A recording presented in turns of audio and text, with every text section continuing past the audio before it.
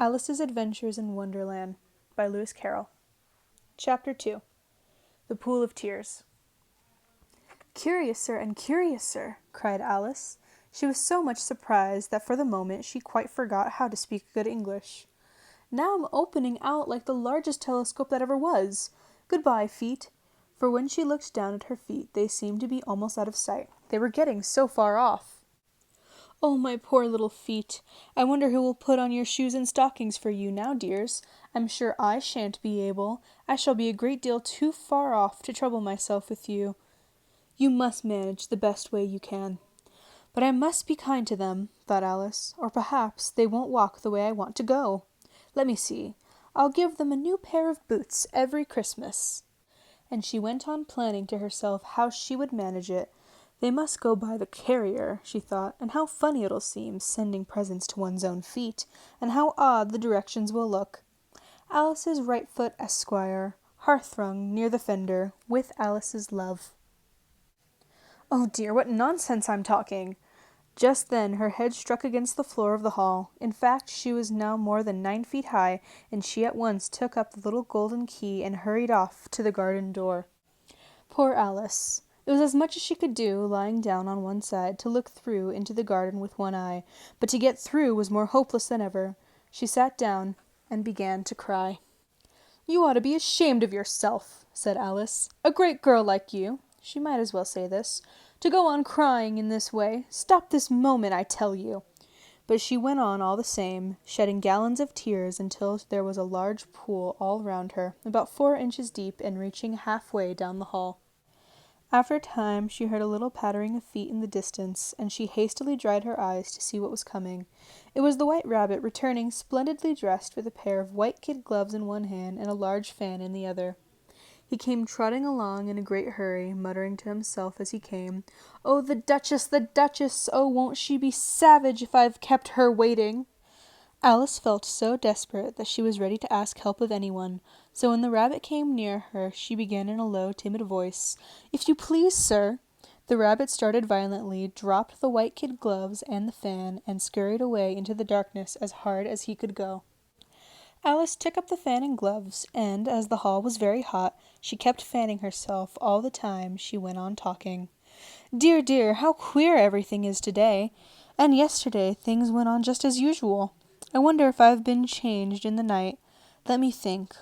Was I the same when I got up this morning? I almost think I can remember feeling a little different, but if I'm not the same, the next question is, who in the world am I? Ah, that's a great puzzle." And she began thinking over all the children she knew that were of the same age as herself, to see if she could have been changed for any of them. "I'm sure I'm not Ada," she said, "for her hair goes in such long ringlets, and mine doesn't go in ringlets at all. And I'm sure I can't be Mabel, for I know all sorts of things, and oh, she knows such a very little. Besides, she's she, and I'm I, and, oh dear, how puzzling it all is. I'll try if I know all the things I used to know. Let me see. 4 times 5 is 12, and 4 times 6 is 13, and 4 times 7 is... Oh dear, I shall never get to 20 at that rate. However, the multiplication table doesn't signify. Let's try geography. London is the capital of Paris, and Paris is the capital of Rome, and Rome... No, that's all wrong. I'm certain I must have been changed for Mabel. I'll try and say, 'How doth the little—'" and she crossed her hands on her lap as if she was saying lessons, and began to repeat it, but her voice sounded hoarse and strange, and the words did not come the same as they used to do. "How doth the little crocodile improve his shining tail, and pour the waters of the Nile on every golden scale? How cheerfully he seems to grin, how neatly spread his claws, and welcome little fishes in with gently smiling jaws." "I'm sure those are not the right words," said poor Alice, and her eyes filled with tears again as she went on.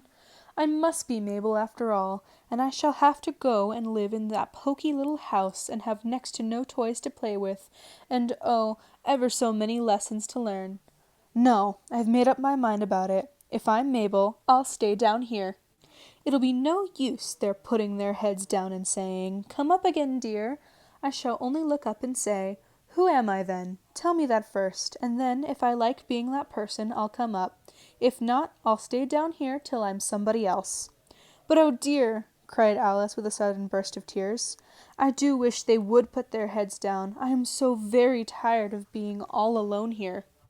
As she said this, she looked down at her hands, and was surprised to see that she had put on one of the rabbit's little white gloves while she was talking. "How can I have done that?" she thought. "I must be growing small again." She got up and went to the table to measure herself by it, and found that, as nearly as she could guess, she was now about 2 feet high, and was going on shrinking rapidly. She soon found out that the cause of this was the fan she was holding, and she dropped it hastily, just in time to avoid shrinking away altogether. "That was a narrow escape," said Alice, a good deal frightened at the sudden change, but very glad to find herself still in existence. "And now for the garden," and she ran with all speed back to the little door. But alas, the little door was shut again, and the little golden key was lying on the glass table as before. "And things are worse than ever," thought the poor child, "for I never was so small as this before, never, and I declare it's too bad, that it is." As she said these words, her foot slipped, and in another moment, splash! She was up to her chin in salt water. Her first idea was that she had somehow fallen into the sea. "And in that case I can go back by railway," she said to herself. Alice had been to the seaside once in her life, and had come to the general conclusion that wherever you go on the English coast you find a number of bathing machines in the sea, some children digging in the sand with wooden spades, then a row of lodging houses, and behind them a railway station. However, she soon made out that she was in a pool of tears, which she had wept when she was 9 feet high. "I wish I hadn't cried so much," said Alice as she swam about, trying to find her way out. "I shall be punished for it now, I suppose, by being drowned in my own tears. That will be a queer thing, to be sure. However, everything is queer today." Just then she heard something splashing about in the pool a little way off, and she swam nearer to make out what it was. At first she thought it must be a walrus or hippopotamus, but then she remembered how small she was now, and she soon made out that it was only a mouse that had slipped in like herself. "Would it be of any use now," thought Alice, "to speak to this mouse? Everything is so out of the way down here that I should think very likely it can talk. At any rate, there's no harm in trying." So she began, "Oh, Mouse, do you know the way out of this pool? I'm very tired of swimming about here. Oh, Mouse!" Alice thought this must be the right way of speaking to a mouse. She had never done such a thing before, but she remembered having seen in her brother's Latin grammar, "A mouse, of a mouse, to a mouse, oh mouse." The mouse looked at her rather inquisitively, and seemed to her to wink with one of its little eyes, but it said nothing. "Perhaps it doesn't understand English," thought Alice. "I dare say it's a French mouse come over with William the Conqueror." For with all her knowledge of history, Alice had no very clear notion how long ago anything had happened. So she began again, "Où est ma chatte?" which was the first sentence in her French lesson book. The mouse gave a sudden leap out of the water, and seemed to quiver all over with fright. "Oh, I beg your pardon!" cried Alice hastily, after she had hurt the poor animal's feelings. "I quite forgot you didn't like cats." "Not like cats!" cried the mouse in a shrill, passionate voice. "Would you like cats if you were me?" "Well, perhaps not," said Alice in a soothing tone, "but don't be angry about it. And yet I wish I could show you our little cat Diana. I think you'd take a fancy to cats if you could only see her. She is such a dear, quiet thing," Alice went on, half to herself, as she swam lazily about in the pool, "and she sits purring so nicely by the fire, licking her paws and washing her face, and she is such a nice soft thing to nurse, and she's such a capital one for catching mice."